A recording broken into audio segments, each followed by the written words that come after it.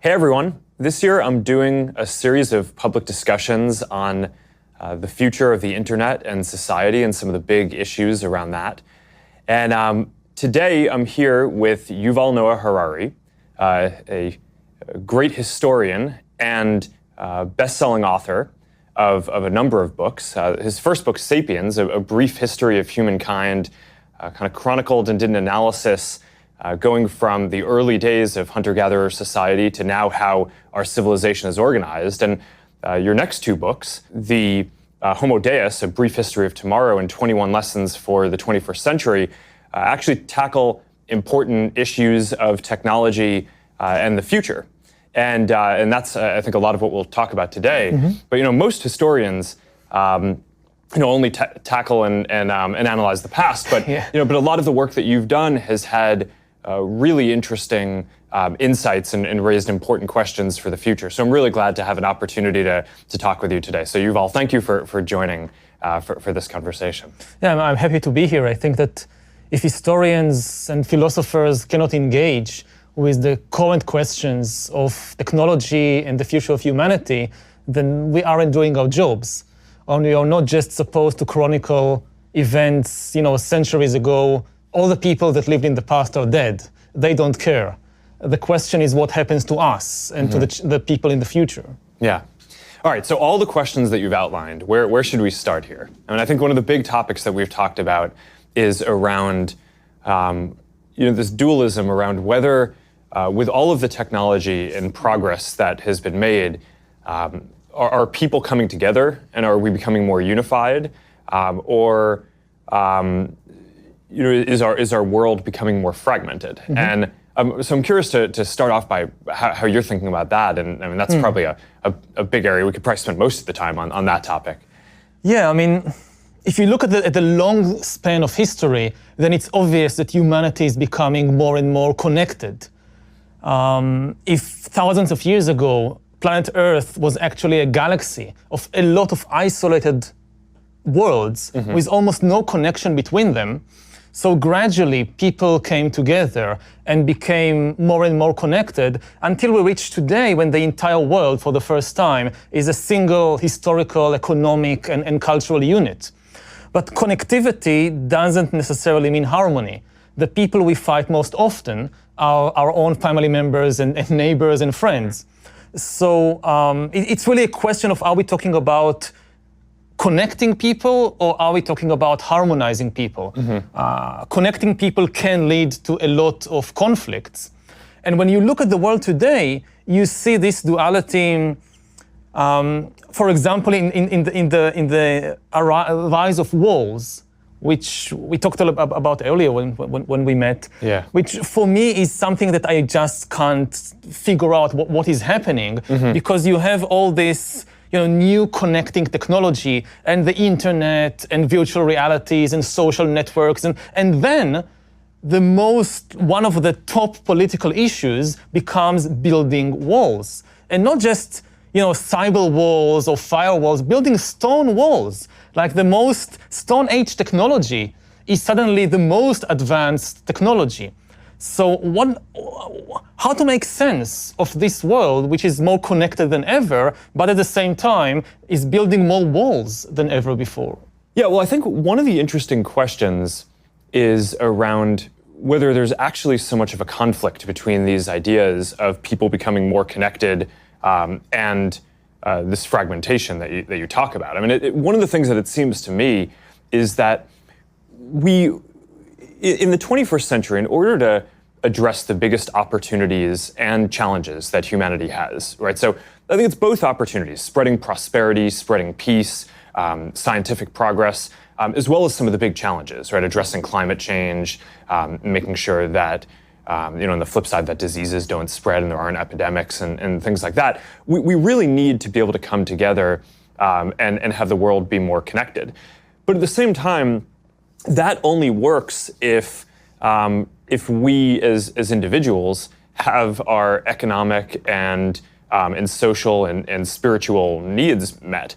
And so one way to think about this is in terms of fragmentation, but another way to think about it is in terms of personalization, right? And I just think about, when I was growing up, one of the big things that I think that the internet enables is for people to connect with groups of people who share their real values and interests. And it wasn't always like this, right? Before the internet, you were really tied to your physical location. And I just think about how when I was growing up, I grew up in a town of about 10,000 people, and there were only so many different clubs or activities that you could do. So I grew up, like a lot of the other kids, playing Little League baseball.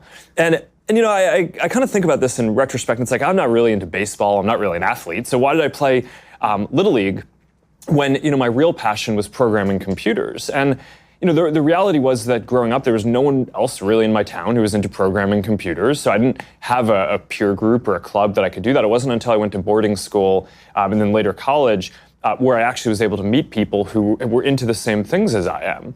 And now I think with the internet, that's starting to change, right? And now you have the ability to not just be tethered to your physical location, but to find people who have more niche interests and different kind of subcultures and communities on the internet, which I think is a really powerful thing. But it also means that me growing up today, I probably wouldn't have played Little League. And you can think about me playing Little League as that could have been a unifying thing where there weren't that many things in my town, so that was a thing that brought people together. So maybe if I was creating, or if I was a part of a community online that might have been more meaningful to me, getting to know real people, but around programming, which is my real interest, you would have said that our community growing up would have been more fragmented, right? And people wouldn't have had the same kind of sense of physical community. So when I think about these problems, one of the questions that I wonder is maybe fragmentation and personalization, or finding what you actually care about, are two sides of the same coin. But the bigger challenge that I worry about is whether there are a number of people who are just left behind in the transition, who were people who would have played Little League but haven't now found their new community and now just feel dislocated. And maybe their primary orientation in the world is still the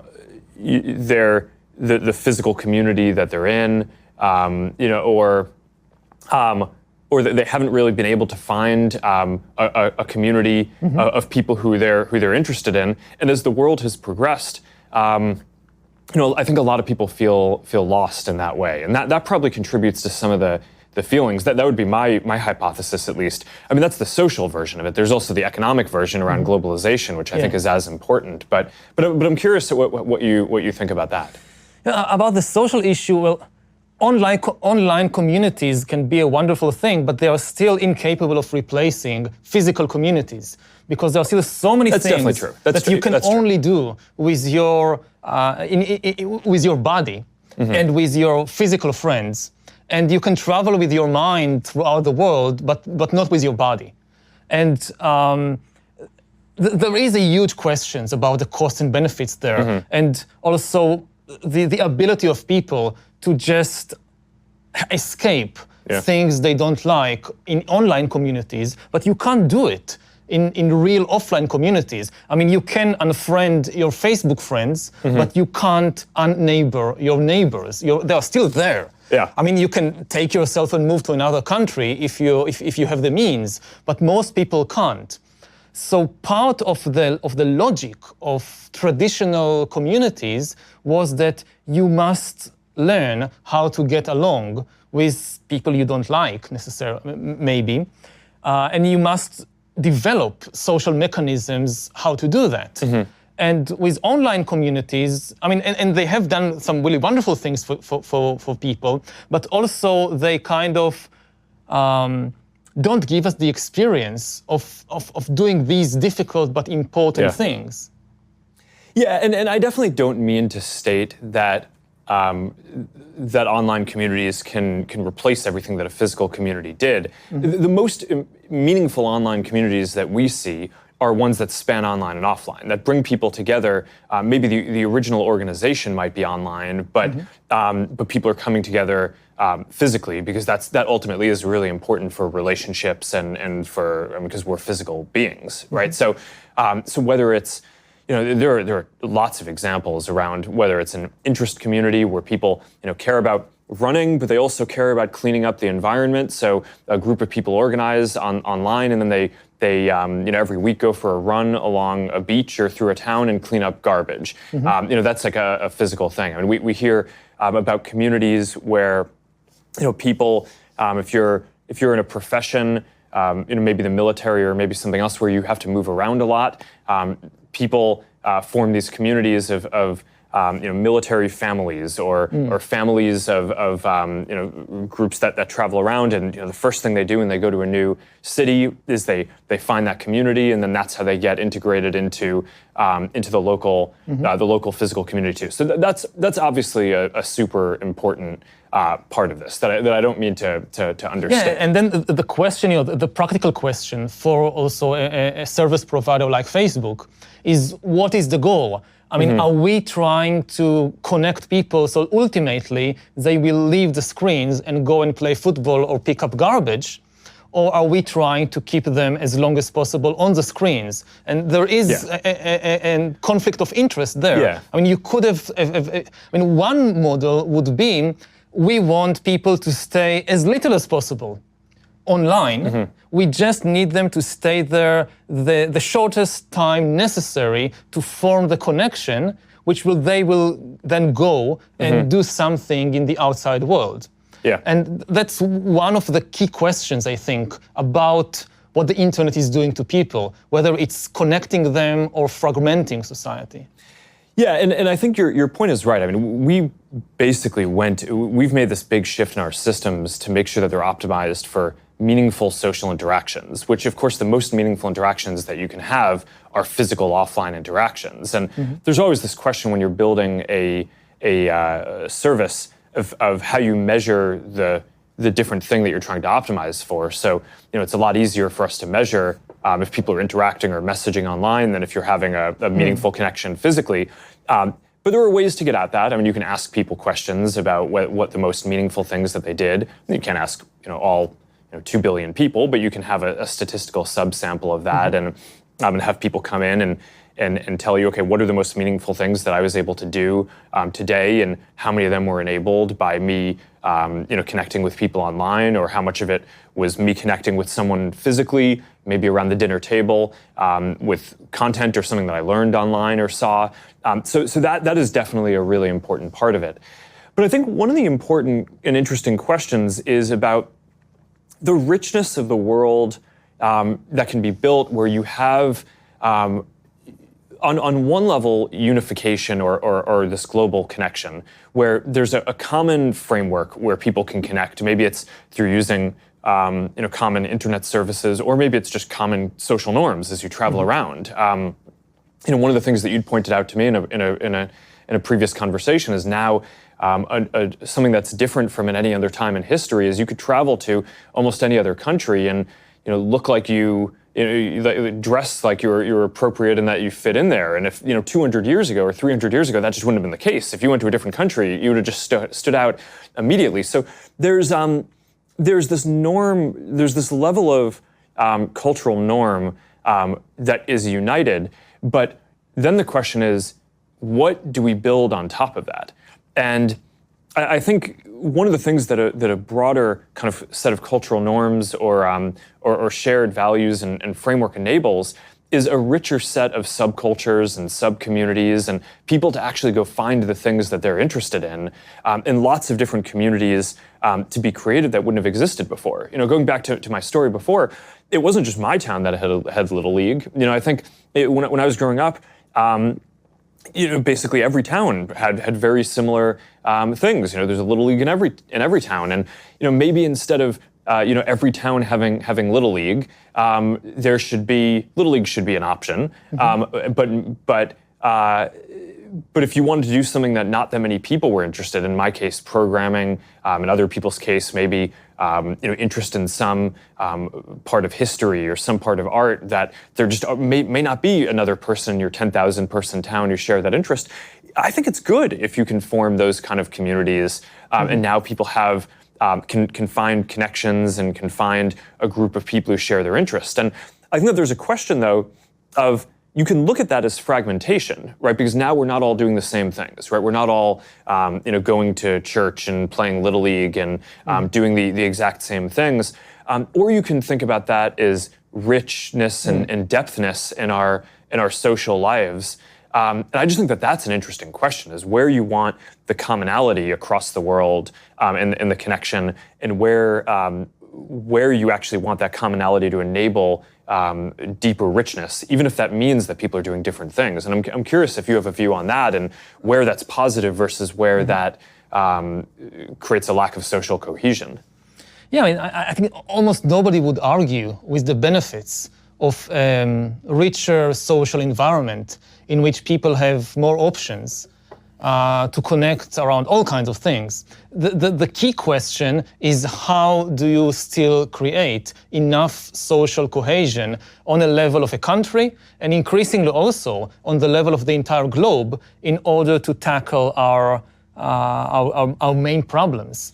I mean, we need global cooperation like never before because we are facing unprecedented global problems. We just had Earth Day, and it should be obvious to everybody, we cannot deal with the problems of the environment, of climate change, except through global cooperation. Similarly, if you think about the potential disruption caused by new technologies like artificial intelligence, we need to find a mechanism for global cooperation around issues like how to prevent an AI arms race, how to prevent different countries racing to build autonomous weapon systems and killer robots, and weaponizing the internet and weaponizing social networks. Unless we have global cooperation, we can't stop that, because every country will say, well, we don't want to produce killer robots, it's a bad idea, but we can't allow our rivals to do it before us, so we must do it first. And then you have a race to the bottom. Similarly, if you think about the potential disruptions to the job market and the economy caused by AI and automation, so it's quite obvious that there will be jobs in the future, but will they be evenly distributed between different parts of the world? One of the potential results of the AI revolution could be the concentration of immense wealth in some part of the world, and the complete bankruptcy of other parts. There will be lots of new jobs for software engineers in California, but there will be maybe no jobs for textile workers and truck drivers in Honduras and Mexico. So what will they do? If we don't find a solution on the global level, like creating a global safety net to protect humans against the shocks of AI and enabling them to use the opportunities of AI, then we will create the most unequal economic situation that ever existed. It will be much worse even than what happened in the Industrial Revolution, when some countries industrialized, most countries didn't, and the few industrial powers went on to conquer and dominate and exploit all the others. So how do we create enough global cooperation so that the enormous benefits of AI and automation don't go only, say, to California and Eastern China, while the rest of the world is being left far behind? Yeah, I think that's important. So I would unpack that into two sets of issues. One around AI and the future economic and geopolitical issues around that, and let's put that aside for a second, because I actually think we should spend 15 minutes on that. I mean, that's a big set of things. But then the other question is around, how do you create the global cooperation that's necessary to take advantage of the big opportunities that are ahead and to address the big challenges, right? I don't think it's just fighting crises like climate change. I think that there are massive opportunities around global spreading prosperity, spreading more human rights and freedom. Those are things that come with trade and connection as well. So I think that you want that for the upside. But I guess my diagnosis at this point, I'm curious to hear your view on this, is I actually think we've spent a lot of the last 20 years with the internet, maybe even longer, working on global trade, global information flow, making it so that people can connect. I actually think the bigger challenge at this point is making it so that in addition to that global framework that we have, making it so that things work for people locally, right? Because I think that there's this dualism here where you need both, right? If you resort to just kind of local tribalism, then you miss the opportunity to work on the really important global issues. But if you have a global framework, but people feel like it's not working for them at home, or some set of people don't feel like that's not working, then they're not politically going to support the global collaboration that needs to have happen. And I think there's the social version of this, which we talked about a little bit before, where people are now able to find communities that match their interests more, but some people haven't found those communities yet, and are left behind as some of the more physical communities. And some of these communities are quite nasty also, so we shouldn't forget that. Yes, so I think they should be, yes. Although I would argue that people joining kind of extreme communities is largely a result of not having healthier communities and not having healthy economic progress for individuals. I think most people, when they feel good about their lives, they don't seek out extreme communities. So there's a lot of work that I think we, as an internet platform provider, need to do to lock that down even further. But I actually think creating prosperity is probably one of the better ways at a macro level to go at that. But I guess I would maybe just stop there a little. People that feel good about themselves have done some of the most terrible things in human history.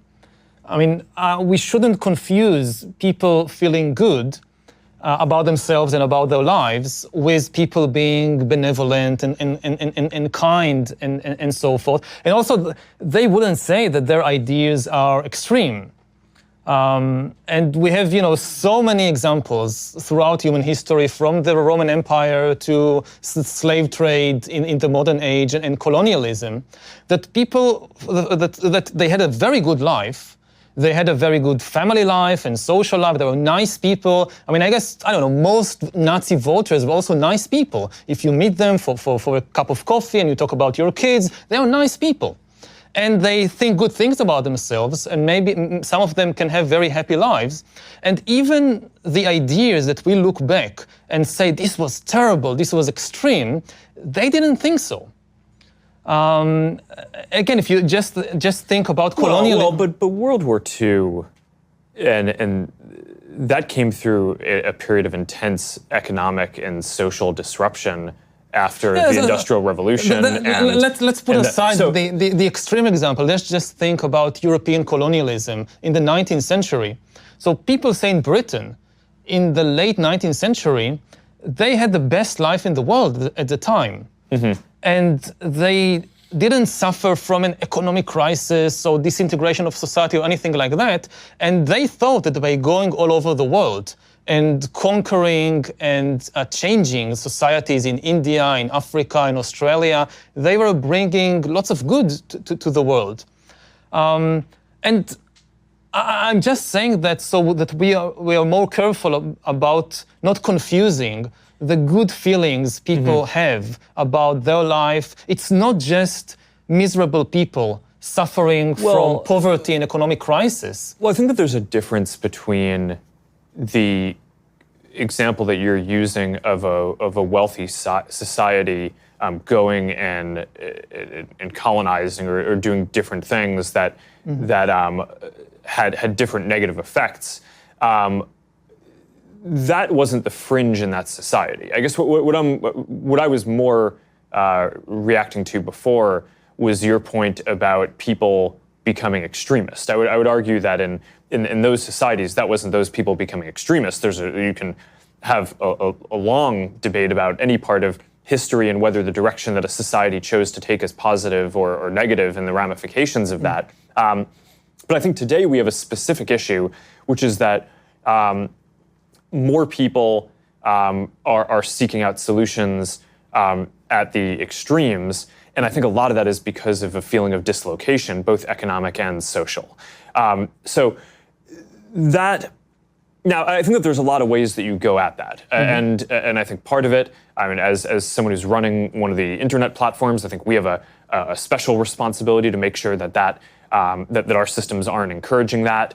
But I think broadly, the more macro solution for this is to make sure that people feel like they have that grounding and that sense of purpose and community, and that their lives are, and that they have opportunity. And I think that, statistically, what we see in sociologically is that when people have those opportunities, they don't, on balance, as much seek out those kind of groups. And I think that there's the social version of this. There's also the economic version. I mean, this is the basic story of globalization. Is on the one hand, it's been extremely positive for bringing a lot of people into the global economy, right? People in India and Southeast Asia and across Africa who wouldn't have previously had access to a lot of jobs in the global economy now do. And there's been probably the greatest, at a global level, inequality is way down, right? Because hundreds of millions of people have come out of poverty, and that's been positive. But the big issue has been that in developed countries, there have been a large number of people who are now competing with all these other people who are joining the economy, and jobs are moving to these other places. So a lot of people have lost jobs. For some of the people who haven't lost jobs, there's now more competition for those jobs for people internationally. So their wages, that's one of the factors I would. The analyses have shown that's preventing more wage growth, and there are 5 to 10% of people, according to a lot of the analyses that I've shown, who are actually in absolute terms worse off because of globalization. Now, that doesn't necessarily mean that globalization for the whole world is negative. I think in general it's been on balance positive, but the story we've told about it has probably been too optimistic in that we've only talked about the positives and how it's good as this global movement to bring people out of poverty and create more opportunities. And the reality, I think, has been that it's been net very positive. But if there are 5 or 10% of people in the world who are worse off, there's 7 billion people in the world, so that's many hundreds of millions of people. The majority of whom are likely in the most developed countries in the U.S. and across Europe. That's going to create a lot of political pressure on those in those countries. So in order to have a global system that works, it feels like you need it to work at the global level, but then you also need individuals in each of the member nations in that system to feel like it's working for them too. And that recurses all the way down. So in local cities and communities, people need to feel like it's working for them, both economically and socially. So I guess at this point, the thing that I worry about, and I've rotated a lot of Facebook's energy to try to focus on this, is our mission used to be connecting the world. Now it's about helping people build communities and bringing people closer together. And a lot of that is because I actually think that the thing that we need to do to support more global connection at this point is making sure that things work for people locally. That in a lot of ways we've made it so that the internet, so that an emerging creator can. But how do you balance working it locally for people in the American Midwest and at the same time working it better for people in Mexico or South America or Africa? I mean, part of the imbalance is that when people in Middle America are angry, everybody pays attention, because they have their finger on the button. But if people in Mexico or people in Zambia feel angry, we care far less, because they have far less power. I mean, the pain, and I'm not saying the pain is not real, the pain is definitely real, but the pain of somebody in Indiana reverberates around the world far more than the pain of somebody in Honduras or in the Philippines, simply because of the imbalances of the power in the world. And earlier, what we said about fragmentation, I know that Facebook faces a lot of criticism about kind of encouraging some people to move to these extremist groups. But that's a big problem, but I don't think it's the main problem. I think also it's something that you can solve if you put enough energy into that. That is something you can solve. But this is the problem that gets most of the attention now. What I worry more, again, not just about Facebook, about the entire direction that the new internet economy and the new tech economy is going towards is increasing inequality between different parts of the world, which is not the result of extremist ideology, but the result of a certain economic and political model. And secondly, undermining human agency and undermining the basic philosophical ideas of democracy and the free market and individualism. These, I would say, my two greatest concerns about the development of technology like AI and machine learning. And this will continue to be a major problem, even if we find solutions to the issue of social extremism in particular groups. Mm-hmm. Yeah, I certainly agree that extremism is I would think about it more as a symptom and a big issue that needs to be worked on. But I think the bigger question is making sure that everyone has a sense of purpose, has a role that they feel matters, and social connections. Because at the end of the day, we're social animals, and I think it's easy in our theoretical thinking to abstract that away. But that's such a fundamental part of who we are. So that's why I focus on that. I don't know, do you want to move over to some of the AI issues? Because I think that's or do you want to stick on this topic for a second? No, I mean, this topic is closely connected to AI. Again, because I think that, one of the disservices that science fiction, and I'm a huge fan of science fiction, but I think it has done some pretty bad things, which is to focus attention on the wrong scenarios and the wrong dangers. That people think, AI is dangerous because the robots are coming to kill us. And this is extremely unlikely, that we'll face a robot rebellion. I'm much more frightened about robots always obeying orders than about robots rebelling against the humans. I think the two main problems with AI, and we can explore this in greater depth, is what I just mentioned. First, increasing inequality between different parts of the world, because you'll have some countries which lead and dominate the new AI economy, and this is such a huge advantage that it kind of trumps everything else.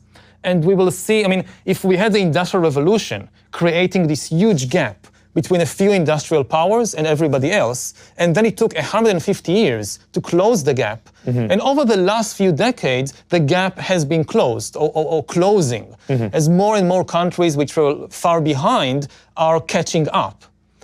Now the gap may reopen and be much worse than ever before because of the rise of AI and because AI is likely to be dominated by just a small number of countries. So that's one issue, AI and inequality. And the other issue is AI and human agency, or even the meaning of human life. What happens when AI is mature enough and you have enough data to basically hack human beings, and you have an AI that knows me better than I know myself and can make decisions for me, predict my choices, manipulate my choices, and authority increasingly shifts from humans to algorithms. So not only decisions about which movie to see, but even decisions like which community to join, who to befriend, whom to marry. We increasingly rely on the recommendations of the AI, and what does it do to human life and human agency? So these I would say the two most important issues of AI inequality and AI and human agency. Yeah. And I think both of them get down to a similar question around values, right? And who's building this, and what are the values that are encoded, and how does that end up playing out?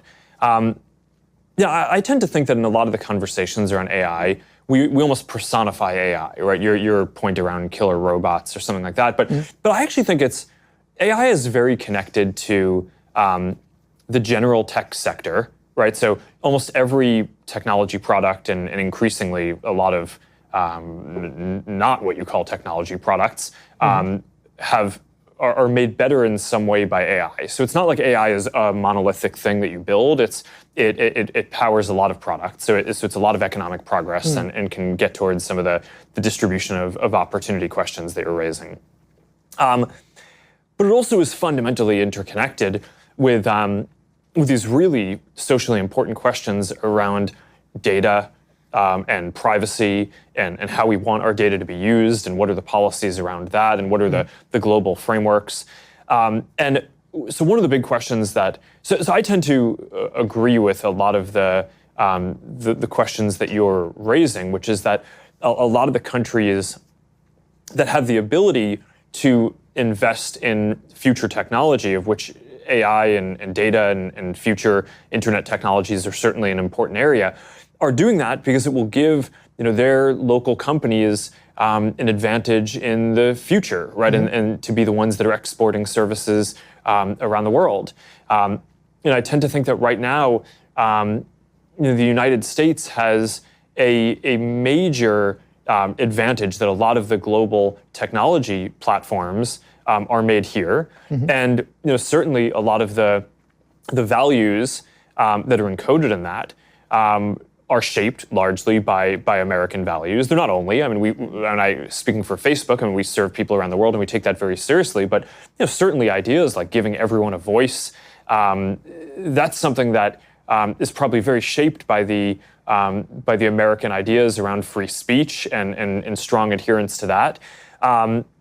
So I think culturally and economically, there's an advantage for countries to develop, to kind of push forward the state of the field and have the companies that in the next generation are the strongest companies in that. So certainly you see different countries trying to do that, and this is very tied up in not just economic prosperity and inequality, do they have but a also real chance? I mean, does a country like Honduras, Ukraine, Yemen has any real chance of joining the AI race, or are they are already out? I mean, it's not going to happen in Yemen. It's not going to happen in Honduras. And then what happens to them in 20 years or 50 years? Some of this gets down to the values around how it's developed, though. What is, I think that there are certain advantages that countries with larger populations have because you can get to critical mass in terms of universities and industry and investment and things like that.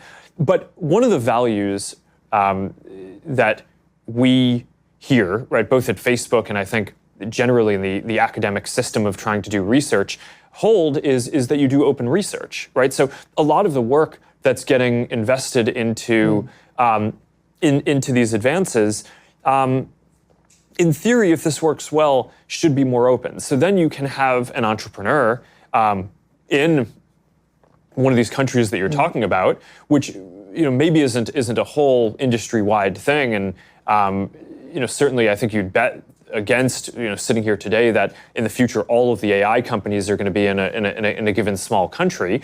But I don't think it's far-fetched to believe that there will be an entrepreneur in some place who can use Amazon Web Services to spin up instances for compute, who can hire people across the world in a globalized economy and can leverage research that has been done in the US or across Europe or in different open academic institutions or companies that increasingly are publishing their work that are pushing the state-of-the-art forward on that. So I think that there's this big question about what we want the future to look like. And part of the way that I think we want the future to look is we want it to be open. We want the research to be open. I think we want the internet to be a platform. And this gets back to your unification point versus fragmentation. One of the big risks, I think, for the future is that the internet policy in each country ends up looking different and ends up being fragmented. And if that's the case, then I think the entrepreneur in the countries that you're talking about in Honduras probably doesn't have as big of a chance if they can't leverage all the advances that are happening everywhere. But if the internet stays one thing and the research stays open, then I think that they have a much better shot. So when I look towards the future, one of the things that I just get very worried about is the values that I just laid out are not values that all countries share. And when you get into some of the more authoritarian countries and their data policies, they're very different from the kind of regulatory frameworks that that across Europe and across a lot of other people are talking about or have put into place. And just to put a finer point on it, recently I've come out and I've been very vocal that I think that more countries should adopt a privacy framework like GDPR in Europe. And a lot of people, I think, have been confused about this. They're, well, why are you arguing for more privacy regulation? Why now, given that in the past you weren't as positive on it? And I think part of the reason why I am so focused on this now is I think at this point, people around the world recognize that these questions around data and AI and technology are important. So there's going to be a framework in every country. I mean, it's not like there's not going to be regulation or policy. So I actually think the bigger question is, what is it going to be? And the most likely alternative to each country adopting something that encodes the freedoms and rights of something like GDPR, in my mind, the most likely alternative is the authoritarian model, which is currently being spread, which says, as every company needs to store everyone's data locally in data centers, and if I'm a government, I should be able to go send my military there and be able to access whatever data I want, and be able to take that for surveillance or military or helping local military industrial companies. And I mean, I just think that that's a really bad future, right? That's not the direction that I, as someone who's building one of these internet services, or just as a citizen of the world, want to see the world going. To be the devil's advocate for a moment, I mean, if I look at it from the viewpoint, let's say, of India. So I listened to the American president saying America first, and I'm a nationalist, I'm not a globalist, I care about the interests of America, and I wonder, is it safe to store the data about Indian citizens in the US and not in India, when they're openly saying they care only about themselves? So why should it be in America and not in India? Well, I think that there's the motives matter, and certainly I don't think that either of us would consider India to be an authoritarian country that has. So I would say that. It can still say we want data and metadata on Indian users to be stored on Indian soil. We don't want it to be stored on American soil or somewhere else. Yeah, and I can understand the arguments for that, and I think that the intent matters, right? And I think countries can come at this with open values and still conclude that something like that could be helpful. But I think one of the things that you need to be very careful about is that if you set that precedent, you're making it very easy for other countries that don't have open values and that are much more authoritarian and want the data not to protect their citizens, but to be able to surveil them and find dissidents and lock them up. So I think I agree. But I think that it really boils down to the questions that do we trust America? And given the past 2-3 years, people in more and more places around the world. I mean, previously, say if we were sitting here 10 years ago, or 20 years ago, or 40 years ago, then America declared itself to be the leader of the free world.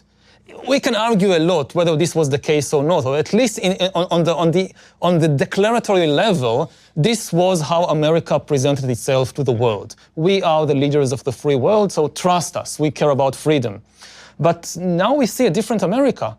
America which doesn't want even to be, again, it's not a question of even what they do, but how America presents itself no longer as the leader of the free world, but as a country which is interested above all in itself and in its own interests. And just this morning, for instance, I read that the US is considering having a veto on the UN resolution against using sexual violence as a weapon of war. And the US is the one that thinks of vetoing this. And as somebody who is not a citizen of the US, I ask myself, can I still trust America to be the leader of the free world if America itself says, I don't want this role anymore? Well, I think that that's a somewhat separate question from the direction that the internet goes in, because I mean GDPR, the framework that I'm advocating that it would be better if more countries adopted something like this, because I think that that's just significantly better than the alternatives, a lot of which are these more authoritarian models. I mean, GDPR originated in Europe, right? So it's not an American invention.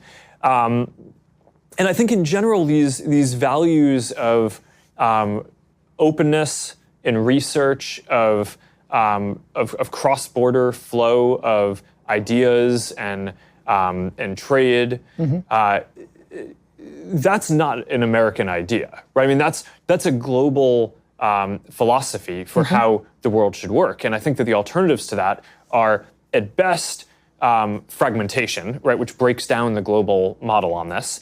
At worst, a growth in authoritarianism for the models of how this gets adopted.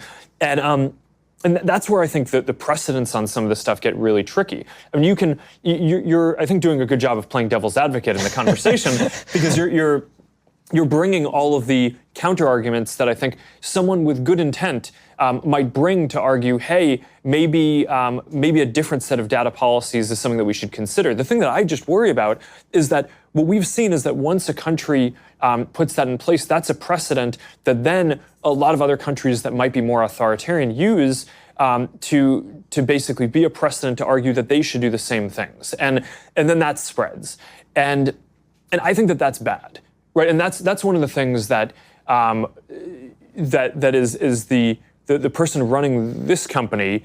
I'm quite committed to making sure that we play our part in pushing back on that and keeping the internet as one platform. So I mean, one of the most important decisions that I think I get to make is the person running this company is, where are we going to build our data centers and store data? And we've made the decision that we're not going to put data centers in countries that we think have weak rule of law, where people's data may be improperly accessed, and that could put people in harm's way. And I mean, there have been a lot of questions around the world around questions of censorship, and I think that those are really serious and important. I mean, a lot of the reason why I build what we build is because I care about giving everyone a voice, giving people as much voice as possible. So I don't want people to be censored. At some level, these questions around data and how it's used and whether authoritarian governments get access to it, I think are even more sensitive because if you can't say something that you want, that is highly problematic. That violates your human rights, I think, in a lot of cases. It stops progress.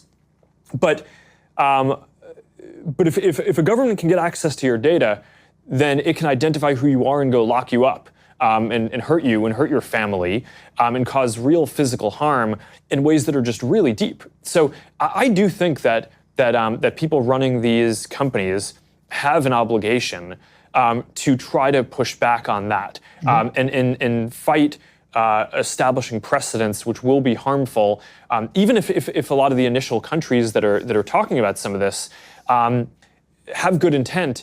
I think that this can easily go off the rails. And when you talk about in the future AI and data, which are two concepts that are just really tied together, I just think the values that comes from, and whether it's part of a more global system, a more democratic process, a more open process, that's one of our best hopes for having this work out well. If it comes from repressive or authoritarian countries, then I just think that that's going to be highly problematic in a lot of ways. Yeah, well, that raises the question of how do we build AI in such a way that it's not inherently a tool of surveillance and manipulation and control? I mean, this goes back to the idea of creating something that knows you better than you know yourself, which is kind of the ultimate surveillance and control tool. And we are building it now in different places around the world. It's being built. And what are your thoughts about how to build an AI which serves individual people and protects individual people, and not an AI which can easily, with a flip of a switch, becomes kind of the ultimate surveillance tool? Well, I think that is more about the values and the policy framework than than the technological development. I mean, it's a lot of the research that's happening in AI are just very fundamental mathematical methods where a researcher will create an advance, and now all of the neural networks will be 3% more efficient. I'm just kind of throwing this out, and that means that all right.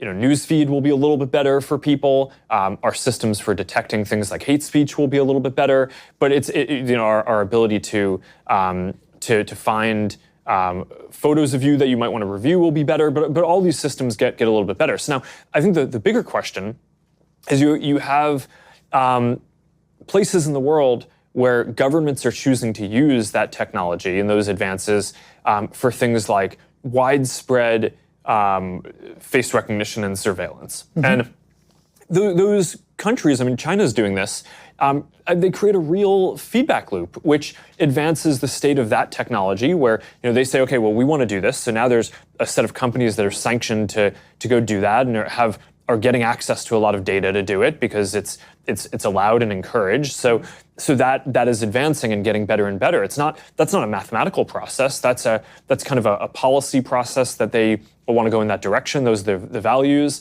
and it's an economic process of the feedback loop and development of those things compared to in countries that might say, hey, that kind of surveillance isn't what we want. Those companies just don't exist as much, right? Or don't get as much support. I don't know. I mean, my home country of Israel is, at least for Jews, it's a democracy. And it's one of the leaders of the world in surveillance technology. And we basically have one of the biggest laboratories of surveillance technology in the world, which is the occupied territories. And exactly these kinds of systems are being developed there and exported all over the world. So, given my personal experience back home, again, I don't necessarily trust that just because a society in its own inner workings is, say, democratic, that it will not develop and spread these kinds of technologies. Yeah, I agree. It's not clear that a democratic process alone solves it, but I do think that it is mostly a policy question, right? A government can quite easily make the decision that they don't want to support that kind of surveillance, and then the companies that they would be working with to support that kind of surveillance would be out of business, and then, or at the very least, have much less economic incentive to continue that technological progress. So that dimension of the growth of the technology gets stunted compared to others, and that's generally the process that I think you want to follow broadly, right? Technological advance isn't by itself good or bad. I think it's the job of the people who are shepherding it, building it, and making policies around it to have policies and make sure that their effort goes towards amplifying the good and mitigating the negative use cases. And that's how I think you end up bending these industries and these technologies to be things that are positive for humanity overall. And I think that's a normal process that happens with most technologies that get built. But I think what we're seeing in some of these places is not the natural mitigation of negative uses. In some cases, the economic feedback loop is pushing those things forward, but I don't think it has to be that way. But I think that that's not as much a technological decision as it is a policy decision. I fully agree, but I mean, every technology can be used in different ways, for good or for bad. You can use the radio to broadcast music to people, and you can use the radio to broadcast Hitler giving a speech to millions of Germans. The radio doesn't care. The radio just carries whatever you put in it. So yeah, it is a policy decision, but then it just raises the question, how do we make sure that the policies are the right policies in a world when it is becoming more and more easy to manipulate and control people on a massive scale like never before? I mean, the new technology, it's not just that we invented technology and then we have good democratic countries and bad authoritarian countries, and the question is, what will they do with the technology? The technology itself could change the balance of power between democratic and totalitarian systems. Yeah. And I fear that the new technologies are giving an inherent advantage, not necessarily overwhelming, but they do tend to give an inherent advantage to totalitarian regimes, because the biggest problem of totalitarian regimes in the 20th century, which eventually led to their downfall, is that they couldn't process the information efficiently enough. If you think about the Soviet Union, so you have this model, an information processing model, which basically says we take all the information from the entire country, move it to one place, to Moscow, there it gets processed, decisions are made in one place, and transmitted back as commands. This was the Soviet model of information processing. And versus the American version, which was, no, we don't have a single center. We have a lot of organizations and a lot of individuals and businesses, and they can make their own decisions. In the Soviet Union, there is somebody in Moscow. If I live in some small farm or kolkhoz in Ukraine, there is somebody in Moscow who tells me how many radishes to grow this year, because they know. And in America, I decide for myself I get signals from the market and I decide. And the Soviet model just didn't work well because of the difficulty of processing so much information quickly with 1950s technology. And this is one of the main reasons why the Soviet Union lost the Cold War to the United States. But with the new technology, it might become, it's not certain, but one of my fears is that the new technology suddenly makes central information processing far more efficient than ever before, and far more efficient than distributed data processing. Because the more data you have in one place, the better your algorithms, and so on and so forth. And this kind of tilts the balance between totalitarianism and democracy in favor of totalitarianism. And I wonder, what are your thoughts on this issue? Well, I'm more optimistic about about democracy in this. I think the way that the democratic process needs to work is people start talking about these problems, and then even if it seems like it starts slowly in terms of people caring about data issues and technology policy, because it's a lot harder to get everyone to care about it than it is just a small number of decision makers. So I think that the history of democracy versus more totalitarian systems is it always seems like the totalitarian systems are going to be more efficient and the democracies are just going to get left behind.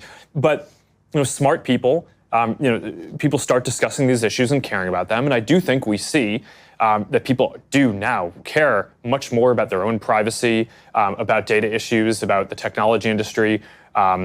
People are becoming more sophisticated about this. They realize that that having a lot of your data stored can both be an asset because it can help provide a lot of benefits and services to you, but increasingly maybe it's also a liability because there are hackers and nation states who might be able to break in and use that data against you or exploit it or reveal it.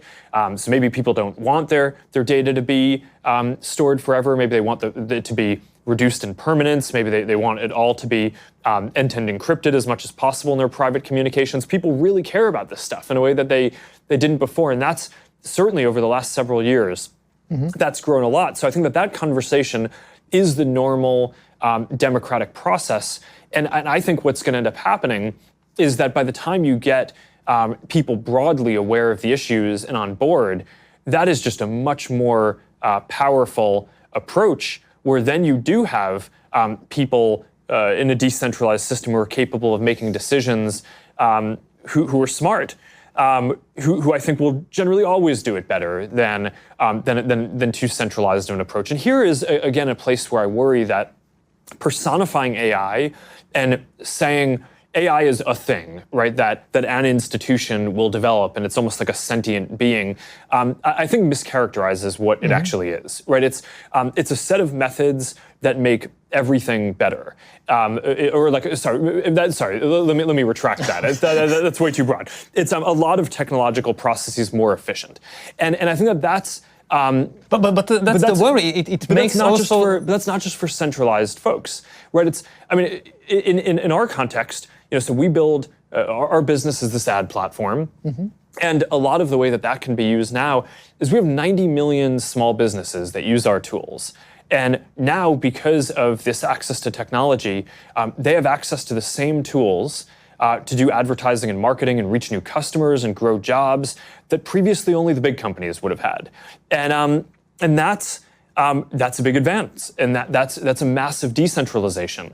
When people talk about our company and the internet platforms overall, they talk about how there's a small number of companies that are big, and that's true. But the flip side of it is that now there are billions of people around the world who have a voice, that they can share information more broadly, and that's actually a massive decentralization in power, and kind of returning power to people.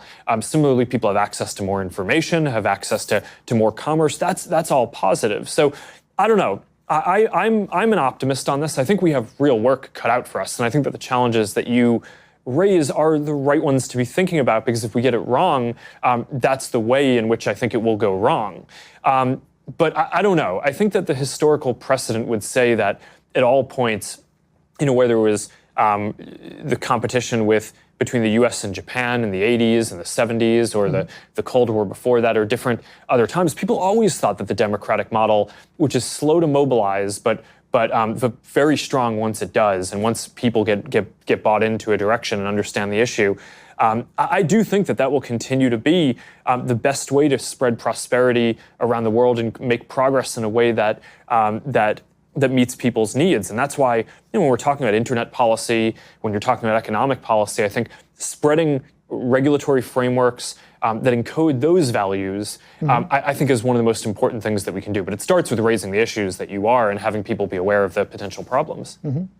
Yeah, I agree that in the last few decades, it was the case that open democratic systems were better and more efficient. And this, again, one of my fears is that it might have made us a bit complacent, because we assume that this is kind of a law of nature, that distributed systems are always better and more efficient than centralized systems. And we grew up in a world in which there was kind of this, to do the good thing morally was also to do the efficient thing economically and politically.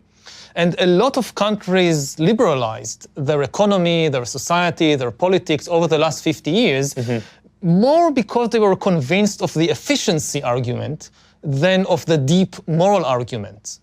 And what happens if efficiency and morality suddenly split? Which have happened before in history. I mean, the last 50 years are not representative of the whole of history. We had many cases before in human history in which repressive, centralized systems were more efficient, and therefore you got these repressive empires. And there is no law of nature which says that this cannot happen again.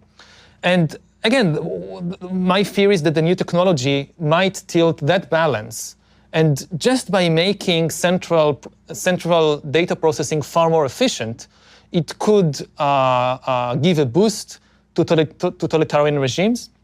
Also, in the balance of power between, say, again, the center and the individual, that for most of history, the central authority could not really know you personally, simply because of the inability to gather and process the information. So there were some people who knew you very well, but usually their interests were aligned with yours. Like my mother knows me very well, but most of the time I can trust my mother. But now we are reaching a point when some system far away can know me better than my mother, and the interests are not necessarily aligned. Now, yes, we can use that also for good, but what I'm pointing out that this is a kind of power that never existed before, and it could empower totalitarian and authoritarian regimes to do things that was simply technically impossible until today. Yeah. And if you live in an open democracy, so okay, you can rely on all kinds of mechanisms to protect yourself. But thinking more globally about this issue, I think a key question is, how do you protect human attention from being hijacked by malevolent players who know you better than you know yourself, who know you better than your mother knows you? And this is a question that we never had to face before, because we never had, usually the malevolent players just didn't know me very well. Yeah, okay, so there's a lot in what you were just talking about. I mean, I think in general, one of the things that, I do think that there is a scale effect where one of the best things that we could do if we care about these open values and having a globally connected world, I think making sure that the critical mass of the investment in new technologies encodes those values is really important. So that's one of the reasons why I care a lot about not supporting the spread of authoritarian policies to more countries, and either inadvertently doing that or setting precedents that enable that to happen. Because I think the more development that happens in the way that is more open, where the research is more open, where people have where the policy making around it is more democratic, I think that's going to be positive. So I think kind of maintaining that balance ends up being really important. And one of the reasons why I think democratic countries over time tend to do better on serving what people want is because there's no metric to optimize the society, right? It's when you talk about efficiency, a lot of what people are talking about is economic efficiency, right? Are we increasing GDP? Are we increasing jobs? Are we decreasing poverty? And those things are all good, but I think part of what the democratic process does is people get to decide on their own which of the dimensions in society matter the most to them in their lives. If you can hijack people's attention and manipulate them, then people deciding on their own just doesn't help, because I don't realize it. That somebody manipulated me to think that this is what I want. And we are reaching the point when, for the first time in history, you can do that on a massive scale. So again, I speak a lot about the issue of free will in this regard. And the people that are easiest to manipulate are the people who believe in free will and who simply identify with whatever thought or desire pops up in their mind, because they cannot even imagine that this desire is not the result of my free will. This desire is the result of some external manipulation. Now, it may sound paranoid, and for most of history, it was probably paranoid because nobody had this kind of ability to do it on a massive scale. But here, like in Silicon Valley, the tools to do that on a massive scale have been developed over the last few decades. And they may have been developed with the best intentions. Some of them may have been developed with the intention of just selling stuff to people and selling products to people. But now the same tools that can be used to sell me something I don't really need can now be used to sell me a politician I really don't need, or an ideology that I really don't need. It's the same tool. It's the same hacking the human animal and manipulating what's happening inside. Yeah, okay, so there's a lot going on here. I think that when designing these systems, I think that there's the intrinsic design, which you want to make sure that you get right, and then there's preventing abuse, which I think is something that there's two types of questions that people raise. I mean, one is, we saw what the Russian government tried to do in the 2016 election. That's clear abuse. We need to build up really advanced systems for detecting that kind of interference in the democratic process and more broadly, being able to identify when people are standing up networks of fake accounts that are not behaving in a way that normal people would, to be able to weed those out and work with law enforcement and election commissions and folks all around the world and intelligence community to be able to coordinate and be able to deal with that effectively. So stopping abuse is certainly important.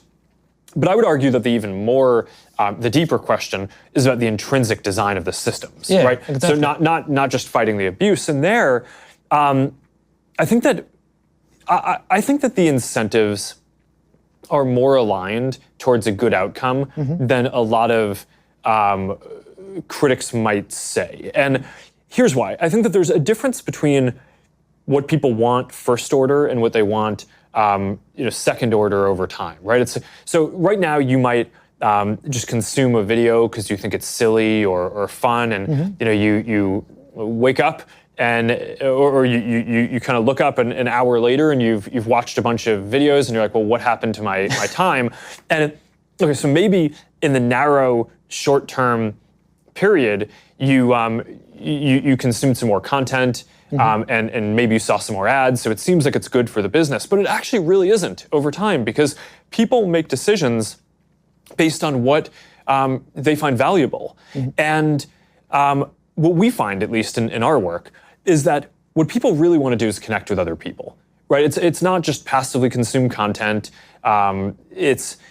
So we've had to find and constantly adjust our systems over time to make sure that we're rebalancing it so that way you're interacting with people. So that way we make sure that we don't just measure systems in the signals in the system, like what are you clicking on, because that that could get you into a bad local optimum. But instead we bring in real people to tell us what their real experience is in words, right? Not just kind of filling out scores, but also telling us what were the most meaningful experiences you had today.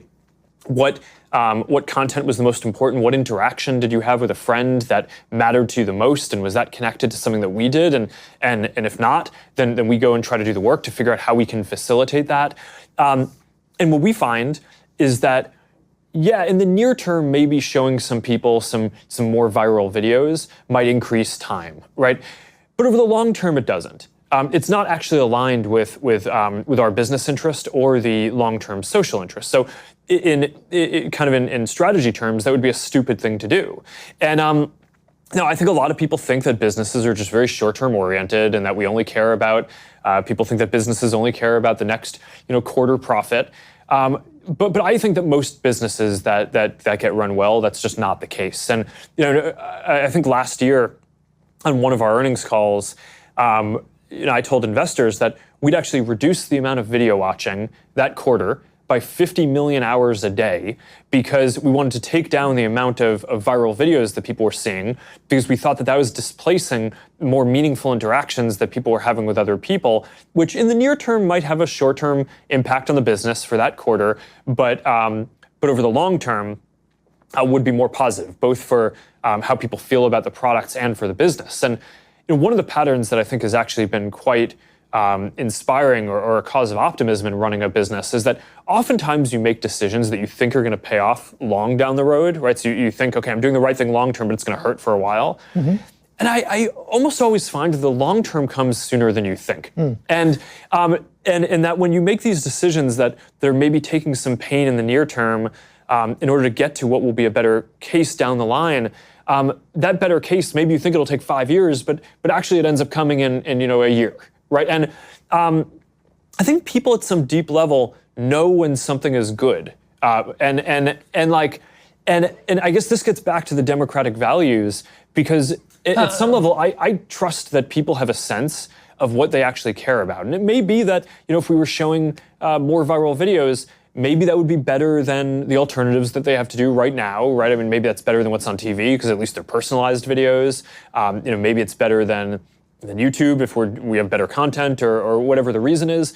But I think you can still make the service better over time for actually matching what people want. And if you do that, that is going to be better for everyone. So I do think the intrinsic design of these systems is quite aligned with serving people in a way that is pro-social. And that's certainly what I care about in running this company, is to get there. Yeah, I think this is like the rock bottom.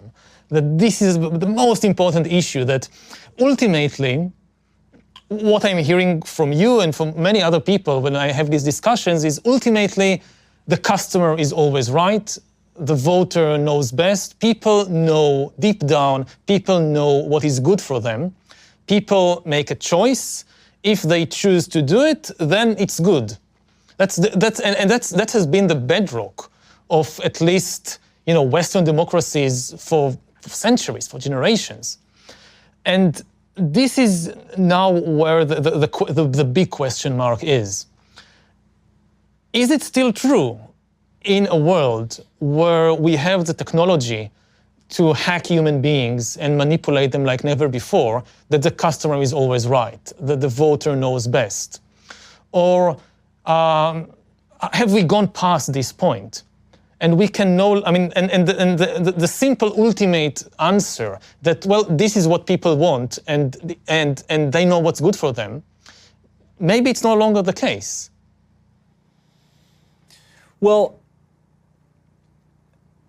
yeah, I think that it's not clear to me that has changed, but I think that's a very deep question about democracy. This is the deepest... I don't think that's a new question. I think it's people have always No, the question this, isn't new, the technology is new. If you lived in 19th century America and you didn't have these extremely powerful tools to decipher and influence people, then it was a different... Well, let me actually frame this a different way, okay. Which is, I actually think, for all the talk around is democracy being hurt by the current set of tools and the media and all this, I actually think that there's an argument the world is significantly more democratic now than it was in the past. The country was set up as, the US was set up as a republic, right? So a lot of the foundational rules limited the power of a lot of individuals being able to vote and have a voice, and checked the popular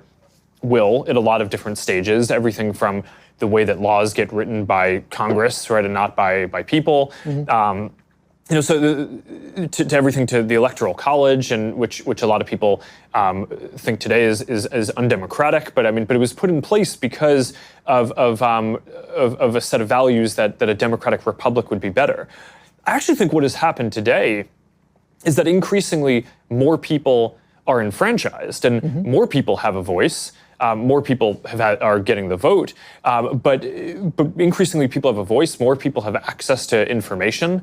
And I think a lot of what people are asking is that good? It's not necessarily the question of, okay, the democratic process has been the same, but now the technology is different. I think the technology has made it so individuals are more empowered, and part of the question is that the world that we want? And again, this is an area where it's not that, all these things are with challenges, right? And often progress causes a lot of issues, and it's a really hard thing to reason through. Wow, we're trying to make progress and help all these people join the global economy, or help people join the communities and have the social lives that they would want and be accepted in different ways. But it comes with this dislocation in the near term, and that's a massive dislocation, so that seems really painful. But I actually think that you can make a case that we are at and continue to be at the most democratic time. And I think that overall, in the history of our country at least, when we've gotten more people to have the vote and we've gotten more representation and we've made it so people have access to more information and more people can share their experiences, I do think that that's made the country stronger and has helped progress. And it's not that this stuff is without issues. It has massive issues, but that's at least the pattern that I see, and why I'm optimistic about a lot of the work. I agree that more people have more voice than ever before, both in the US and globally. I think you're absolutely right. My concern is to what extent we can trust the voice of people, to what extent I can trust my voice. Like we have this picture of the world that I have this voice inside me which tells me what is right and what is wrong. And the more I'm able to express this voice in the outside world and influence what's happening, and the more people can express their voices, it's better, it's more democratic. But what happens if at the same time that more people can express their voices, it's also easier to manipulate your inner voice? To what extent you can really trust that the thought that just popped up in your mind is the result of some free will and not the result of an extremely powerful algorithm that understands what's happening inside you and knows how to push the buttons and press the levers and is serving some external entity, and it has planted this thought or this desire that you now express. So it's two different issues of giving people voice and trusting. And again, I'm not saying I know everything, but all these people that now join the conversation, we cannot trust their voices. I'm asking this about myself, to what extent I can trust my own inner voice. And I spend 2 hours meditating every day. And I go on these long meditation retreats. And my main takeaway from that is it's craziness inside there. And it's so complicated. And the simple, naive belief that the thought that pops up in my mind, this is my free will, this was never the case. But if, say, 1,000 years ago, the battles inside were mostly between, neurons and biochemicals and childhood memories and all that, increasingly, you have external actors going under your skin and into your brain and into your mind. And how do I trust that my amygdala is not a Russian agent now? How do I know? The more we understand about the extremely complex world inside us, the less easy it is to simply trust what this inner voice is saying. Yeah, I understand the point that you're making. As one of the people who's running a company that develops ranking systems to try to help show people content that's going to be interested to them,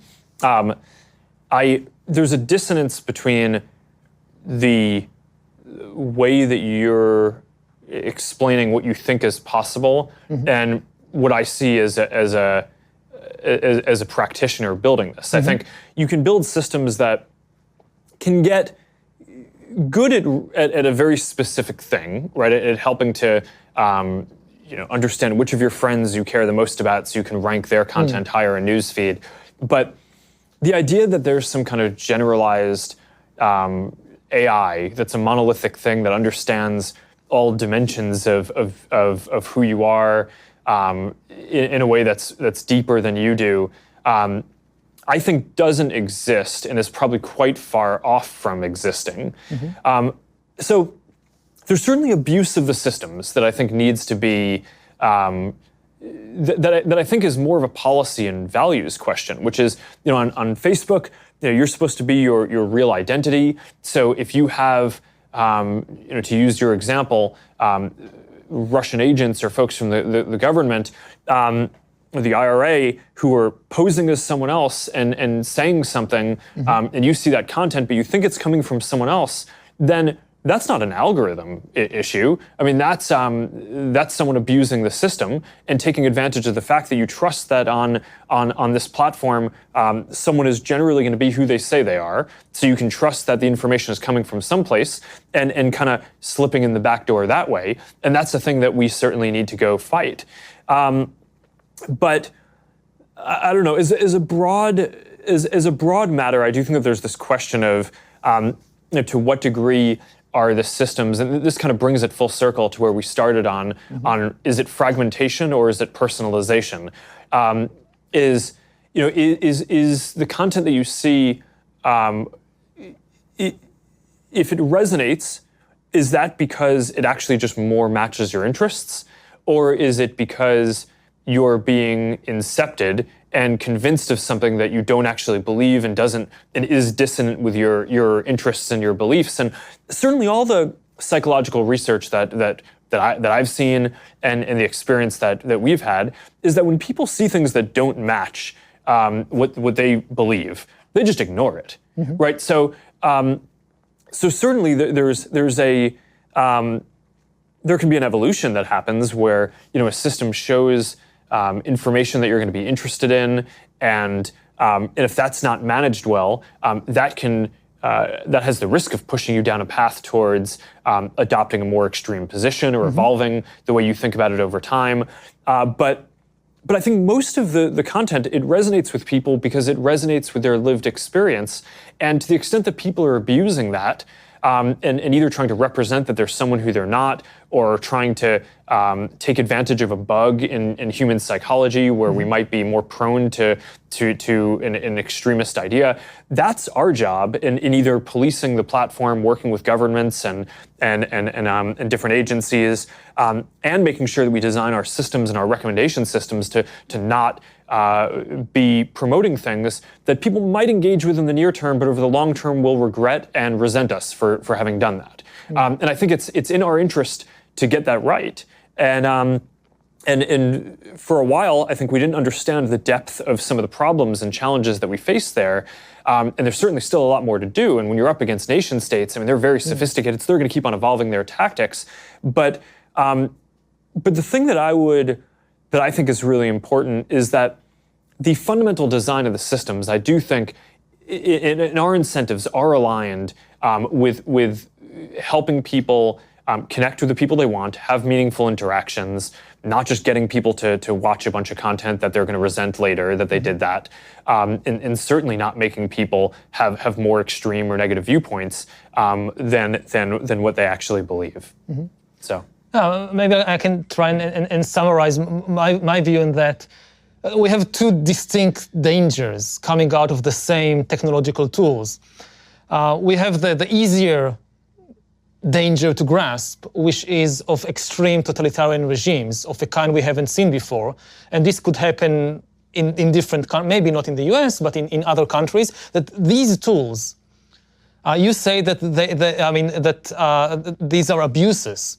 But in some countries, this could become the norm, that you are living from the moment you are born in this system that constantly monitors and surveils you and constantly kind of manipulates you from a very early age to adopt particular ideas, views, habits, so forth, in a way which was never possible before. And this is like the full-fledged totalitarian dystopia.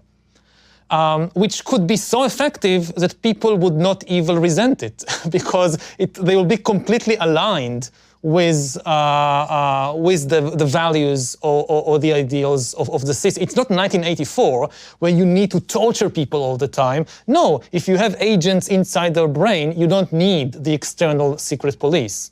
So that's one danger. It's like the full-fledged totalitarianism.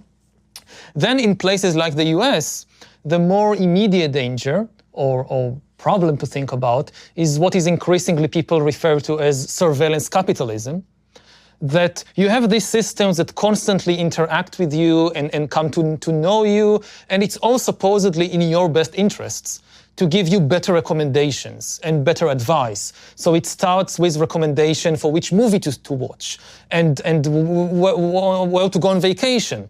But as the system becomes better, it gives you a recommendation on what to study at college, where to work, ultimately whom to marry, who to vote for, which religion to join, like join a community. Like you have all these religious communities, this is the best religion for you. For your type of personality, Judaism, it won't work for you. Go with Zen Buddhism. It's a much better fit for your personality. You would thank us. In 5 years, you would look back and you say, this was an amazing recommendation. Thank you. I so much enjoy Zen Buddhism.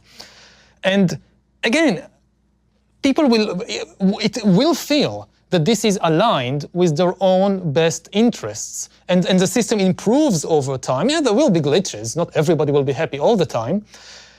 But what does it mean that all the most important decisions in my life are being taken by an external algorithm? What does it mean in terms of human agency, in terms of, the meaning of life? For thousands of years, humans tended to view life as a drama of decision-making. Like life is it's a journey, you reach an intersection after intersection, and you need to choose. Some decisions are small, like what to eat for breakfast, and some decisions are really big, like whom to marry. And almost all of art and all of religion is about that. Like almost whether it's a Shakespeare tragedy or a Hollywood comedy, it's about the hero or heroine needing to make a big decision, to be or not to be, to marry X or to marry Y. And what does it mean to live in a world in which increasingly we rely on the recommendations of algorithms to make these decisions until we reach a point when we simply follow them all the time or most of the time. And they make good recommendations. I'm not saying that this is some abuse, something sinister. No, they're good recommendations. But we don't have a model for understanding what is the meaning of human life in such a situation. Well, I think the biggest objection that I'd have to both of the ideas that you just raised is that we have access to a lot of different sources of information, a lot of people to talk to about different things. And it's not just like there's one set of recommendations or a single recommendation that gets to dominate what we do, and that gets to be overwhelming, either in the totalitarian or the capitalist model of what you were saying. To the contrary, I think people really don't like and are very distrustful when they feel like they're being told what to do or just have a single option. One of the big questions that we've studied is how to address when there's a hoax or clear misinformation. And the most obvious thing that it would seem like you do intuitively is tell people, hey, this seems like it's wrong. Mm-hmm. Here is the other point of view that is right, or at least if it's a polarized thing, even if it's not clear what's wrong and what's right, here's the other point of view. If you're on any given issue, and that really doesn't work, right? So what ends up happening is if you tell people that something is false, but they believe it, then they just end up not trusting you, right? So that ends up not working. And if you frame two things as opposites, right? So if you say, okay, well, you're a person who doesn't believe in, you're seeing content about not believing in climate change. Mm-hmm. So I'm going to show you the other perspective, right? Here's something that argues that climate change is a thing. That actually just entrenches you further, mm-hmm. Because it's, okay, someone's trying to kind of control. So what ends up working, right, sociologically and psychologically, the thing that ends up actually being effective is giving people a range of choices. So if you show not here's the other opinion and with a judgment on the piece of content that a person engaged with, but instead you show a series of related articles, right, or content, then people can kind of work out for themselves, hey, here's the range of different opinions or things that exist on this topic. And maybe I lean in one direction or the other, but I'm kind of going to work out for myself where I want to be. Most people don't choose the most extreme thing. And people end up feeling like they're informed and can make a good decision. Mm-hmm. So at the end of the day, I think that's the architecture and the responsibility that we have, is to make sure that the work that we're doing gives people more choices, that it's not a single opinion that can kind of dominate anyone's thinking, mm-hmm. But where you can connect to hundreds of different friends, and even if most of your friends share your religion or your political ideology, you're probably going to have 5 or 10% of friends who come from a different background, who have different ideas, and at least that's getting in as well. So you're getting a broader range of views. Mm-hmm. So I think that these are really important questions, and it's not like there's an answer that is going to fully solve it one way or another. Definitely but not. I think that these are the right things to talk through. We've been going for 90 minutes, so we probably should wrap up.